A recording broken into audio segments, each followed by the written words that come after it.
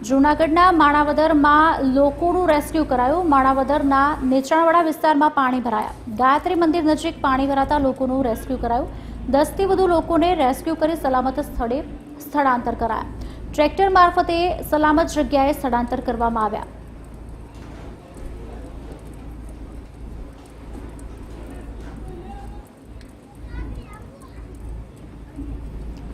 જૂનાગઢના કેશોદ શહેરમાં વહેલી સવારથી ભારે વરસાદ। સવારે 6 થી 12 સુધીમાં 10 ઇંચ વરસાદ। મગરવાડા અને ડેરવાણ ગામ સંપર્ક વિહોણા થયા। મગરવાડા સીમ વિસ્તારમાં 22 લોકો ફસાયા। એનડીઆરએફની ટીમ દ્વારા તમામનું રેસ્ક્યુ કરાયું। ફસાયેલા લોકોનું રેસ્ક્યુ કરી એનડીઆરએફની ટીમ રવાના।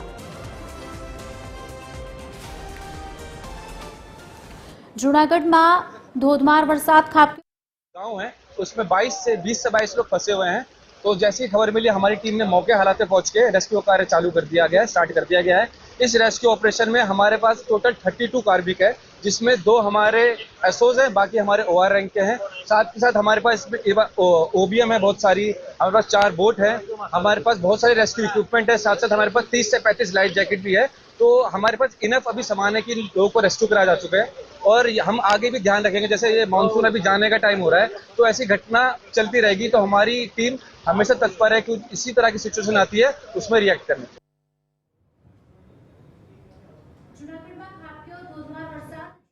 સોમનાથ નેશનલ હાઈવે પર પાણી ભરાયેલા હોય તેવા દ્રશ્યો પણ જોવા મળ્યા છે। ત્યારે બીજી તરફ સોમનાથથી જેતપુર જતા રસ્તા પર પાણી ભરાયા। હાઈવે પર પાણી ભરાતા વાહન ચાલકોને ભારે હાલાકી। હાઈવે પર પાણી ભરી વળતા વાહન ચાલકો ફસાયા। રાહદારીઓએ વાહનોને ધક્કા મારી વાહનો બહાર કાઢ્યા।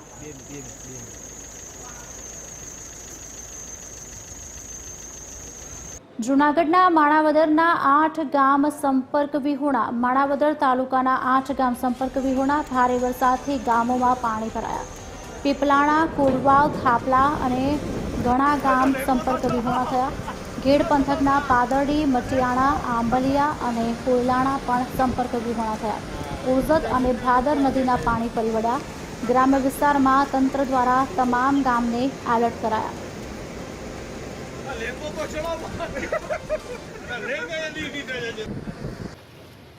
જૂનાગઢમાં ભારે વરસાદના પગલે ઝાંઝરડા ગરનાળું બંધ। ઝાંઝરડા ગરનાળાના વરસાદી પાણીમાં કાર ફસાઈ। ગરનાળા પાસે પોલીસે સુરક્ષા માટે બેરિકેડ મૂક્યા।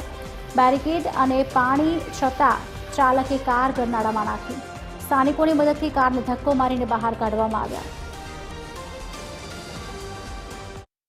જૂનાગઢ શહેરમાં વહેલી સવારથી જ ભારે વરસાદ વરસી રહ્યો છે। દાતાર અને ગિરનારના પર્વત પર ભારે વરસાદ પડતા વિલિંગડન ડેમ તેમજ દામોદર કુંડમાં પણ પૂરની આવક થઈ છે। ત્યારે આપ જોઈ શકો છો ઝાંઝરડા રોડનું જે ગરનાળું છે તે સંપૂર્ણ પાણીથી ભરાઈ ચૂક્યું છે। તેમાં પણ વાહનો ફસાયાના દ્રશ્યો દેખાઈ આવે છે। જે ઇકો વાહન છે જે પાણીમાં ફસાઈ હતી તેને જે સ્થાનિક લોકો છે અત્યારે ઇકો વાહનને જે ધક્કા મારીને બહાર કાઢવાનો પ્રયત્ન કરી રહ્યા છે। આપ દ્રશ્યો જોઈ શકો છો જે રેલવે ગરનાળું ઝાંઝરડા રોડનું છે તે સંપૂર્ણપણે ભરાઈ ચૂક્યું છે અને હાલ તો પોલીસ દ્વારા બેરિકેડ રાખી સંપૂર્ણ વાહન વ્યવહાર છે જે ઝાંઝરડા ગરનાળાથી બંધ કરવામાં આવ્યો છે।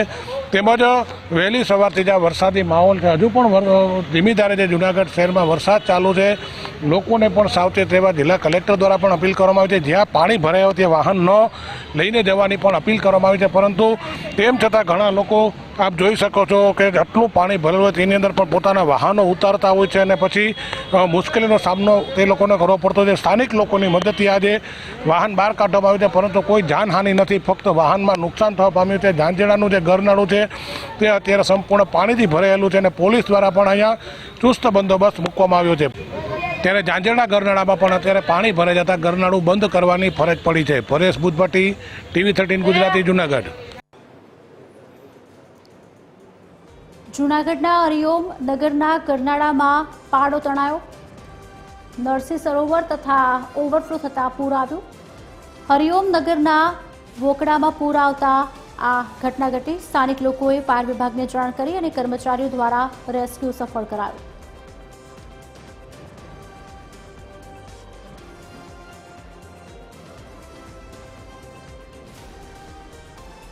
જૂનાગઢમાં ભારે વરસાદના કારણે પૂરની સ્થિતિ। પૂરમાં ફસાયેલા 15 લોકોનું રેસ્ક્યુ કરાયું। મેંદરડાના દાત્રાણા ગામે પૂરમાં લોકો ફસાયા હતા। તમામ લોકોને સુરક્ષિત સ્થળે ખસેડાયા।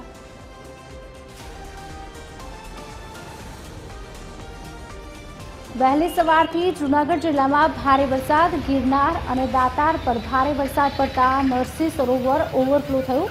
સરોવરનું પાણી ઝાંઝર રોડ પર ફરી વળતા રસ્તો બંધ કર્યો. સરદારબાગ ઝાંસીના સર્કલથી પોલીસ દ્વારા રસ્તો બંધ કરાયો. અલકાપુરી સુરસંગમ સોસાયટી પાસે રસ્તા પર વરસાદી પાણી ભરાયા. વરસાદી પાણી ભરાતા વાહન ચાલકોને મુશ્કેલી પડી. દર વર્ષે સરોવર ઓવરફ્લો થતાં મેઇન રસ્તા પર વરસાદી પાણી ફરી વળે છે. સુરસંગમ સોસાયટી પાસે મેઇન રસ્તામાં ખાડો પડતા સ્થાનિક લોકોએ યોગ્ય કામગીરી કરવા માંગ કરી. જૂનાગઢ શહેર સહિત જિલ્લાભરમાં વહેલી સવારથી જ વરસાદ વરસી રહ્યો છે. જૂનાગઢ શહેરના આપ દ્રશ્ય જોઈ શકો છો. જૂનાગઢ શહેરમાં પણ વહેલી સવારથી વરસાદ વરસે છે. 3 ઇંચ જેટલો અત્યાર સુધીમાં વરસાદ શહેરમાં નોંધાયો છે. ગિરનાર પર્વત ઉપર પણ ભારે વરસાદ પડતા જે દાતારના પર્વતમાં વરસાદ પડતા પાણી આવવાથી જ વિલિંગર ડેમમાંથી પાણી છોડવામાં આવ્યું છે તે નરસિંહ સરોવરમાં આવતા નરસિંહ સરોવર છે અત્યારે ઓવરફ્લો થયું છે અને નરસિંહ સરોવરના પાણી જે આપ જોઈ શકો છો કે જે main Jhanjheda road Janakpuri સુરસંગમ society છે ત્યાં પહોંચી ચૂક્યા છે. હાલ આ રસ્તો છે તે પોલીસ દ્વારા બેરિકેડ રાખી અને સંપૂર્ણપણે બંધ કરવામાં આવ્યો છે. જે વાહન ચાલકો નીકળી શકે તેને નીકળવાની પરવાનગી આપવામાં છે, પરંતુ નાના વાહનોને સંપૂર્ણપણે પોલીસ દ્વારા બંધ કરવામાં આવે છે. રસ્તા વચ્ચે મહાનગરપાલિકા દ્વારા ખાડા પણ ખોદવામાં આવે છે. ત્યાં લોકો પડવાની પણ ભીતિ રહી. આપણી સાથે જે સુરસંગમ રેસિડેન્સીના સ્થાનિક લોકો છે તેની સાથે આપણે સીધી વાત કરશું કે આપણા દર વર્ષે વરસાદ થવાથી પાણી આવે, શું સમસ્યા આજની? આવી દર વખતે સમસ્યા થાય છે. અહીંયા વાહનો લોકો પડે છે અને હાથ પગ ભાંગે છે, પણ આ કોર્પોરેશન અહીંયા ધ્યાન દેતું નથી. તો કોર્પોરેશનને વિનંતી કરવામાં આવે છે બે હાથ જોડીને કે આ તમે ખાડા પૂરો અને લોકોના હાથ પગ ભાંગતા બચાવો. ત્યાં અહીં આપ જોઈ શકો છો કે મોટો ખાડો છે, જે અડધો પગ ખૂટી જાય તેટલો આ ખાડો છે. સ્થાનિક લોકો બતાવી રહ્યા છે જે રસ્તા વચ્ચે જ આ ખાડો છે. કોઈ બાઇક ચાલક આ ખાડામાં પડે તો મોટો અકસ્માત થવાની પણ ભીતિ છે. હાલ પાણીની હિસાબે આ ખાડા દેખાઈ શકતા નથી. ઉપરથી જે પાણીનો પ્રવાહ છોડવામાં આવ્યો છે નરસિંહ સરોવરમાંથી, તેને લઈને જે આજે પરિસ્થિતિ ઝાંઝેડા રોડ ઉપર થવા પામી છે. ઝાંઝેડા રોડ જવાનો મુખ્ય માર્ગ છે હાલ બંધ છે. જે સરદારબાગ છે ઝાંસીના સર્કલથી જ પોલીસ દ્વારા બેરિકેડ મૂકી અને રસ્તો બંધ કરવામાં આવે છે. આપણે સાથે હજી અન્ય સ્થાનિક લોકો છે તેની સાથે વાત કરો. દર વર્ષે વરસાદ થવાથી નરસિંહ સરોવર ઓવરફ્લો થવાથી આ સમસ્યા શું કહેશો? ખરેખર આમ તો દત્ત મહારાજની કૃપાથી વરસાદ ખૂબ જ સારો થયો. તળાવ દર વર્ષે છલકાય છે, પાણી ભરાય છે, પરંતુ અમે કોર્પોરેશનને વિનંતી કરીએ કે જે ઓકળા છે તે ઓકળાની અગાઉથી સાફ સફાઈની જિમ્મેદારી લે અને રોડ ઉપર જે ખાડા પડેલા છે તે વરસાદના પાણી નીકળતા તરત જ એ રોડના ખાડા પૂરી આપે, જેથી કોઈ મોટો અકસ્માત ન થાય એવી અમે કોર્પોરેશનને વિનંતી કરીએ છીએ.